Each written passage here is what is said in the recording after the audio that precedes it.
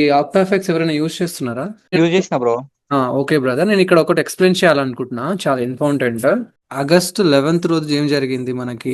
$323 profit వచ్చింది. ఒకటే setup. నాకు స్టాప్ లాస్ ఎంత ఉండే? $30 స్టాప్ లాస్ ఉండే, పోతే $60. సో ఇక్కడ ఏం జరిగింది? 0.11 లాట్ సైజ్ తోటి $30 యొక్క స్టాప్ లాస్ తోటి తీసుకుంటే నాకెంత? $161 ప్రాఫిట్ వచ్చింది. ఇది ఒక రోజు ఒకటే ట్రేడ్ ప్లాన్ చేసిండే, మనం దీనికి ఎక్కువ ప్లాన్ చేయలేదు. దాని తర్వాత చూడండి, మొత్తం 4 ట్రేడ్స్ తీసుకుండే. ఈ 4 ట్రేడ్స్ స్టాప్ లాస్ హిట్ అయింది. మీరు అబ్జర్వ్ చేస్తే ముందు 4 ట్రేడ్స్ కలిపితే ఈ ఒక్క ట్రేడ్ లో 50% అంత ఉంది. మనం ఇక్కడ పానిక్ అవ్వకూడదు. నేనేం చెప్తున్నా అంటే, మనం ఇక్కడ పానిక్ అవ్వకూడదు.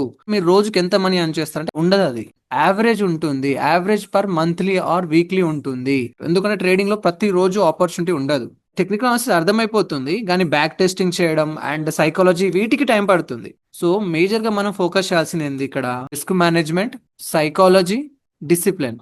లాసెస్ అనేది కామన్ బ్రదర్, ఎంత పెద్ద ట్రేడర్ అయినా సరే హీ విల్ లూజ్ మనీ.